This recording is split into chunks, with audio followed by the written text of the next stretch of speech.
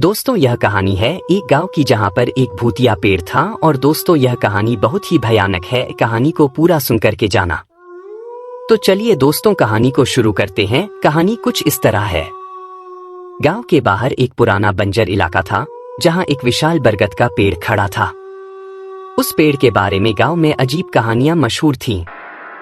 लोग कहते थे कि रात के वक्त उस पेड़ के पास से गुजरने वाले कभी वापस नहीं लौटते। कोई कहता कि वहां आत्माओं का वास है, तो कोई मानता कि पेड़ शापित है। गांव के नौजवान राहुल को इन कहानियों पर यकीन नहीं था। वह शहर से छुट्टी पर आया था और उसे यह सब सिर्फ अंधविश्वास लगता था। एक रात दोस्तों के बीच बहस के दौरान राहुल ने फैसला किया कि वह खुद उस पेड़ के पास जाकर इन अफवाहों की सच्चाई पता लगाएगा। दोस्तों ने उसे रोकने की कोशिश की, लेकिन राहुल नहीं माना। आधी रात को चांद की हल्की रोशनी में राहुल अकेले उस पेड़ की तरफ चल पड़ा।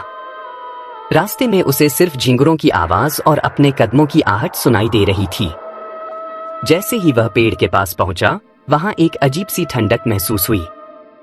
पेड़ के पास का इलाका सुनसान था, लेकिन हवा में अजीब सा भारीपन था। राहुल ने अपनी टॉर्च निकाली और पेड़ की जड़ों को गौर से देखने लगा।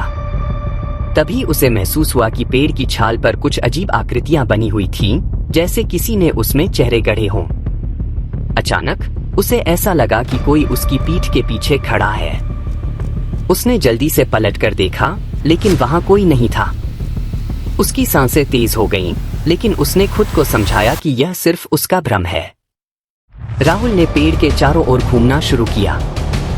तभी हवा तेजी से चलने लगी और पेड़ की शाखाएं ऐसे हिलने लगीं जैसे किसी ने उन्हें जोर से खींचा हो।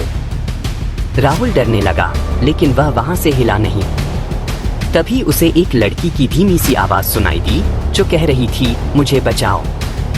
राहुल ने चारों ओर देखा, लेकिन वहां कोई नहीं था। वह आवाज पेड़ के अंदर से आ रही थी। उसने हिम्मत जुटाकर पेड़ की दरारों में झांकने की कोशिश की। तभी अचानक पेड़ से एक परछाई बाहर निकली। वह परछाई एक बूढ़ी औरत की शक्ल में बदल गई, जिसकी आंखें जलती हुई आग जैसी थी। उसने राहुल को घूरते हुए कहा, जो इस पेड़ के पास आया, उसने मौत को बुलावा दिया। राहुल का शरीर कांपने लगा। वह पीछे हटने लगा, लेकिन तभी पेड़ की जड़ें जमीन से बाहर निकल आईं और उसके पैरों को जकड़ने लगी। राहुल ने पूरी ताकत लगाकर खुद को छुड़ाने की कोशिश की और किसी तरह वहां से भागने में कामयाब रहा। गांव वापस आकर उसने पूरी कहानी अपने दोस्तों को बताई। लेकिन सुबह जब गांव वाले उसे ढूंढने गए, तो उस पेड़ के पास सिर्फ उसकी चप्पलें मिली। राहुल का फिर कभी पता नहीं चला। कहते हैं कि उस रात के बाद से पेड़ की शाखाएं और भी ज्यादा डरावनी दिखने लगीं, जैसे वह किसी और का इंतजार कर रही हो।